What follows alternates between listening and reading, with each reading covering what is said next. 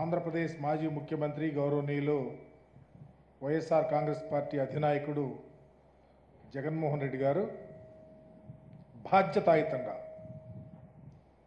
తమ పార్టీకి చెంది ఒక దళిత పార్లమెంట్ సభ్యుడిగా పనిచేసి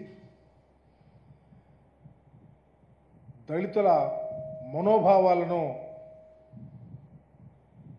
ఎక్కడ తగ్గకుండా పనిచేసినటువంటి వ్యక్తి అయినటువంటి నందిగం సురేష్ గారిని అక్రమంగా అరెస్ట్ చేస్తే జైల్లో పెడితే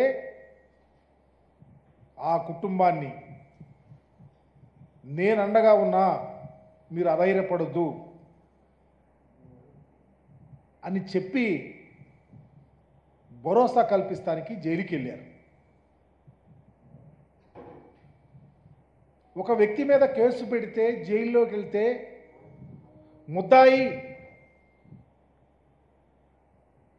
ముద్దాయిని చూస్తాకి జగన్మోహన్ రెడ్డి గారు వెళ్ళారు అని గావు కేకలు పెట్టే ప్రపంచంలో ఉన్న ఈ తెలుగుదేశం పార్టీ నాయకుల యొక్క స్థితి గురించి ఆలోచించమని అడుగుతా ఉన్నా. స్వయానా ఈ రాష్ట్ర ముఖ్యమంత్రి ముద్దాయిని చూస్తాకి జగన్మోహన్ రెడ్డి వెళ్ళాడు. ఈ రాష్ట్రంలో ఉన్న మంత్రులు మాట్లాడుతూ ఉన్నారు. నేను అడుగుతా ఉన్నా, అయ్యా ఆంధ్రప్రదేశ్లో ఒక దళిత పార్లమెంట్ సభ్యుడు జైల్లోకి వెళ్తే ఆయనను పరామర్శిస్తే తప్ప, అంటే మేము జైల్లో ఉంటే మీకు ఆనందం, మమ్మల్ని పరామర్శిస్తే మీకు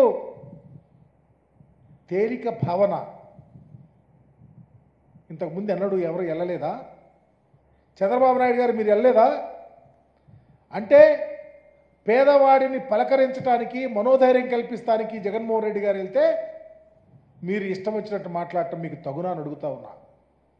ఇది ఎక్కడైనా ఉందా ఈ సాంప్రదాయం? మీరు ఏనాడు వెళ్ళరు, మీరు పలకరించరు, దళితులంటే తేలిక స్వభావం. జగన్మోహన్ రెడ్డి గారు బాధ్యతాయుతంగా వెళ్ళారు. చంద్రబాబు నాయుడు గారు అయితే వెళ్తాడు, వాళ్ళకు సంబంధించిన వాళ్ళు ఎంతమంది జైల్లోకి వెళ్తే వెళ్ళారో తెలియదా? అంటే మీరు ఇంకా ఇప్పటికి కూడా అస్పృశ్యత అంటరానితనాన్ని వేలెత్తి చూపిస్తూ ఉన్నారని చెప్పడానికి ఇంతకన్నా ఉదాహరణ ఏముందని అడుగుతా ఉన్నా. మీరేమో పట్టించుకోరు, మీరేమో దాడులు చేయిస్తారు, మీరేమో అఘాయిత్యాలు చేయిస్తారు, మీరేమో అమానుషాలు చేయిస్తారు, చివరికి మా చుట్టాలు గారు వాడుకుంటారు.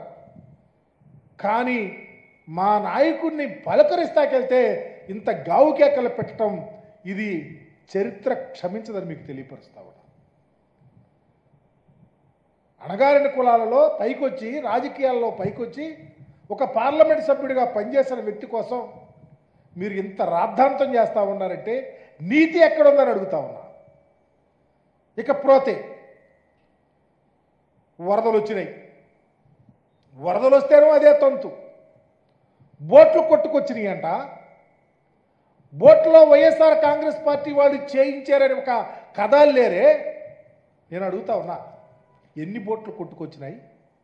3 బోట్లే లెక్క చెబుతా ఉన్నారు, మిగిలిన 2 బోట్లు ఏమైనాయి? ఈ బోట్ల యజమాని శేషాద్రి అని ఆయన ఏ పార్టీ అని లోకేష్ బాబుని పాదయాత్రలో కలిచాడు.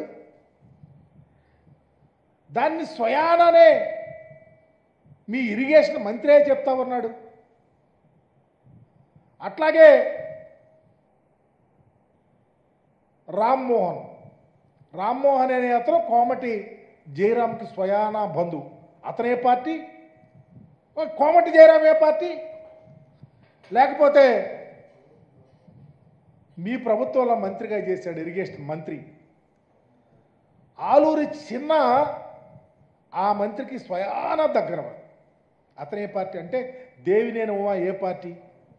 దేవినేని ఉమాకి దగ్గర వాళ్ళు, కోమటి జయరాంకి దగ్గర వాళ్ళు, మరి లోకేష్ని కలిసిన వాళ్ళు వైఎస్ఆర్ కాంగ్రెస్ పార్టీలని మీరు బొల్లుతూ ఉంటే, మీరు దానిని ఆసరాగా తీసుకొని మా ఎమ్మెల్సీ ఎక్కడో ఉంటే, పాపం వరదలప్పుడు అతను లేడు, ఆయన్ని తీసుకొచ్చి పెట్టారు.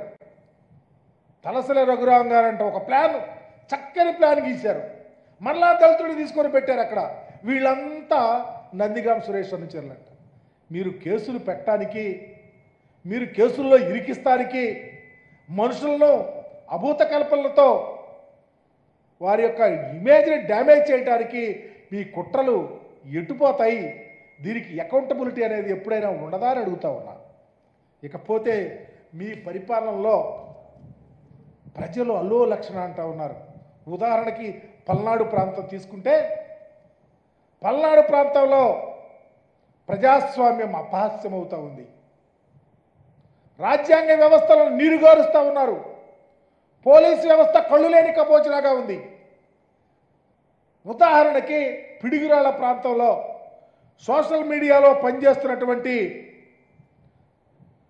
షేక్ మాబు, లేకపోతే గురజాల నియోజకవర్గంలో వెన్న రాజశేఖర్ రెడ్డి, వీళ్ళు సోషల్ మీడియాలో యాక్టివ్గా ఉన్నారు.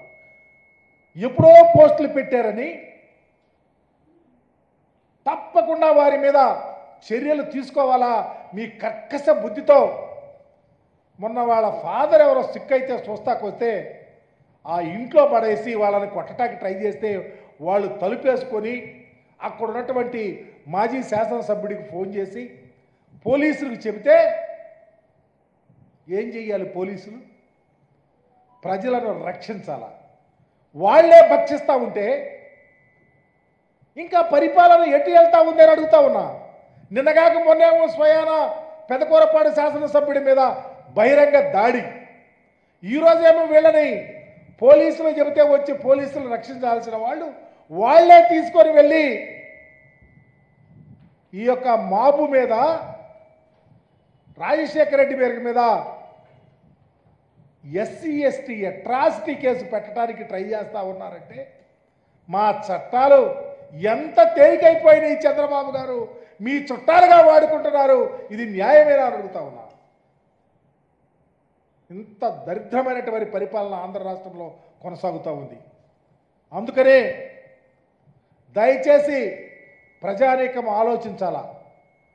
ప్రభుత్వం యొక్క పనితీరు ఎంత దారుణంగా ఉందో గమనించాలా. చంద్రబాబు నాయుడు గారి ఆలోచన సరళిని గమనించాలా. ఇకనైనా ప్రజాస్వామ్యబద్ధంగా పరిపాలన చేయమని చెప్పేసి వైఎస్ఆర్ కాంగ్రెస్ పార్టీ తరఫున డిమాండ్ చేస్తా ఉన్నా. చట్టాలు మీ చుట్టాలుగా వాడుకుంటే ఎప్పుడైనా అకౌంటబిలిటీ అనేది తప్పదని కూడా గమనించమని, ఆలోచించమని తెలియపరుస్తా ఉన్నా.